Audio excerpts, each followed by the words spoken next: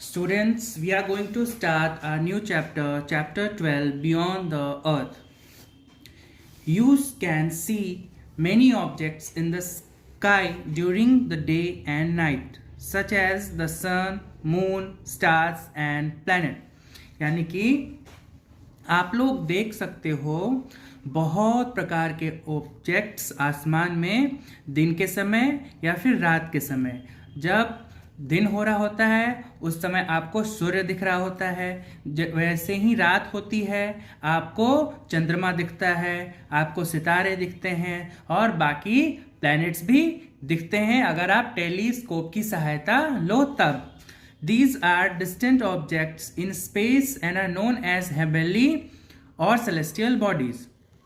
यानी कि ये जो दूर के ऑब्जेक्ट हैं जो कि स्पेस में हैं, इन्हें हेवनली बॉडीज के नाम से जाना जाता है या फिर सेलेस्टियल ऑब्जेक्ट्स के नाम से भी जाना जाता है। The branch of science that deals with the study of heavenly object is called astronomy. यानी कि विज्ञान की वह शाखा जिसमें कि हम हेवनली बॉडीज के बारे में पढ़ाई करते हैं, उनके बारे में जानते हैं, इसे एस्ट्रोनॉमी कह के संबोधित किया जाता है। Scientist who study heavenly objects are called astronomers. यानी कि वो वैज्ञानिक जो पढ़ाई करते हैं हेवनली ऑब्जेक्ट्स के बारे में, उन्हें हम लोग एस्ट्रोनॉमर्स कहते हैं। The most important instrument used by astronomers is the telescope. यानी कि जो सबसे ज़्यादा महत्वपूर्ण इंस्ट्रूमेंट, सबसे उपयोगी इंस्ट्रूमेंट वैज्ञानिकों के द्वारा जो इस्तेमाल किया जाता है वो है टेलीस्कोप। जो एक साइंटिस्ट थे गैलीलियो, उन्होंने इसका आविष्कार किया था और उन्होंने पहली बार ग्रहों को देखा था। इसके बाद है हमारा stars. Stars are huge spinning balls of hot luminous gases in outer space that give out their own heat and light. यानी कि जो तारे होते हैं वे बहुत बड़े घूमते हुए बॉल्स होते हैं जिनके अंदर बहुत ही गर्म और चमकीली गैसेस रहती हैं और इनके पास खुद की गर्मी एवं प्रकाश होती है। उसके बाद है the sun is a medium size star. यानी कि हमारा जो सूर्य है वह भी एक प्रकार मीडियम साइज का सितारा है। Some stars are smaller while others are bigger than the sun. यानी कि कुछ सितारे जो हैं वो हमारे सूर्य से भी छोटे हैं और कुछ सितारे ऐसे हैं जो कि हमारे सूर्य से भी कई गुना बड़े हैं। It is the closest star to the earth, that is why it appears to be so big. यानी कि यह हमारा सूर्य है जो कि हमारा सबसे नज़दीकी सितारा है, इसीलिए यह हमें बहुत बड़ा प्रतीत होता है। Other stars appear like points of lights as they are millions of times farther away from us than the sun. यानी कि बाकी जो सितारे हैं वह हमें प्रकाश की एक बिंदु तक के तरह दिखते हैं। ऐसा इसलिए है कि वह हमसे करोड़ों किलोमीटर्स की दूरी पर है। During the day, the sun shines so brightly that other stars cannot be seen. यानी कि दिन के समय यह होता है कि सूर्य के चमक के कारण या फिर हम कह लें कि सूर्य के प्रकाश के कारण बाकी के सितारे हमें बिल्कुल भी दिखलाई नहीं देते। Stars appear to twinkle because of faint light coming from them is bent by the layers of the air in the atmosphere. यानी कि तारों का जो प्रकाश होता है वह हमें ट्विंकल होता इसलिए प्रतीत होता है क्योंकि जैसे ही वह हमारे वातावरण में उसका प्रकाश एंटर करता है तो हमारे वातावरण में हवा के कारण वो सारे लेयर्स जो हैं वो बेंट हो जाते हैं, मुड़ जाते हैं। These layers are always moving and therefore the position of the rays reaching us always changing. यानी कि यह लेयर्स जो हैं वो हमेशा मूव करते रहते हैं जिस कारण से उनका जो स्थान होता है, जिस स्थान से वो हमारे पास पहुंचते हैं वो हमेशा चेंज होते रहता है। उसके बाद है measuring distance to stars. The sun, the star nearest to us is 15 crore kilometers away. The next star nearest to us is Proxima Centauri. यानी कि हमारे सूर्य के पास जो सबसे नजदीकी सितारा है उसका नाम है Proxima sanctuary is 40 trillion kilometres away, यानी कि यह हमसे 40 ट्रिलियन किलोमीटर्स की दूरी पर स्थित है। Suppose you are asked to calculate the number of times Proxima Centauri is farther away from the sun, won't you find the calculation very inconvenient because of the very large number involved? What would you suggest to eliminate this inconvenience? यानी कि अगर आपको कहा जाए कि हमारे सूर्य के पास से जो हमारा नज़दीकी सितारा है प्रॉक्सिमा सेंचुरी, उसकी दूरी को कैलकुलेट करो, तो यह कैलकुलेट करने में आपको बहुत ही ज़्यादा असुविधा होगी। ऐसा इसलिए होगा क्योंकि इसमें बहुत ज़्यादा नंबर्स जो होंगे वो इन्वॉल्व होंगे। तो आप कुछ चीज़ों को सजेस्ट करो जिससे कि आप इस इनकन्वीनियंस को ख़त्म कर पाओ। The distance between heavenly objects in space are very very large, यानी कि जो दूरी है दो हेवनली ऑब्जेक्ट्स के बीच में जो अंतरिक्ष के अंदर होता है वो बहुत ही ज़्यादा होता है। जैसे कि उदाहरण के तौर पे हमारा सूर्य और हमारे बगल का सूर्य जो कि सूर्य का पड़ोसी है वह करीब 40 ट्रिलियन किलोमीटर्स हमसे दूर है।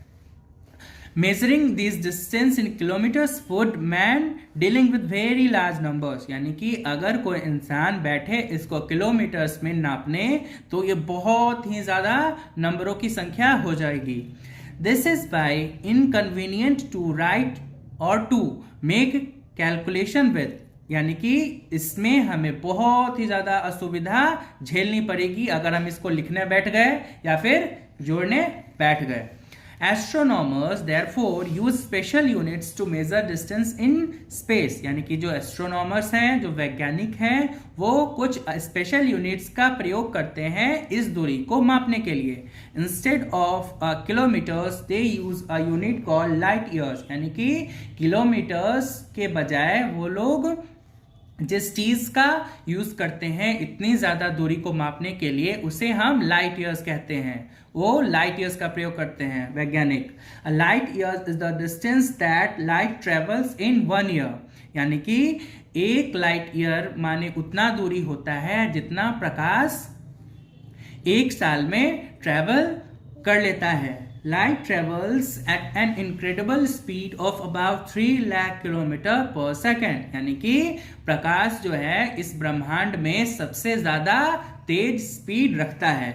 इसका स्पीड होता है करीब 3 लाख किलोमीटर पर सेकेंड, यानी कि जैसे कि हमारा जो चंद्रमा है पृथ्वी से इसकी दूरी अप्रॉक्स 3 लाख किलोमीटर ही है, तो हम 1 सेकेंड में चंद्रमा के पास से होकर वापस अपने धरती पर आ जाएंगे 2 सेकेंड के अंदर अंदर।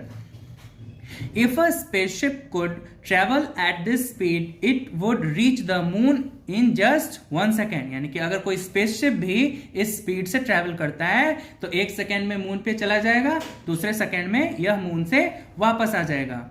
The time taken for the light to reach the earth from the sun is about 1.4 minutes, यानी कि करीब 8.5 मिनट में सूर्य का प्रकाश जो है वह धरती के पास पहुंच जाता है। So we can say that the sun is 8/1/4 light minutes away from us, यानी कि हम लोग कह सकते हैं कि जो सूर्य है वह अपना प्रकाश लगभग हमारे पास 8.5 मिनट में पहुंचा देता है और यह हमसे 8.5 मिनट के दूरी पर स्थित है।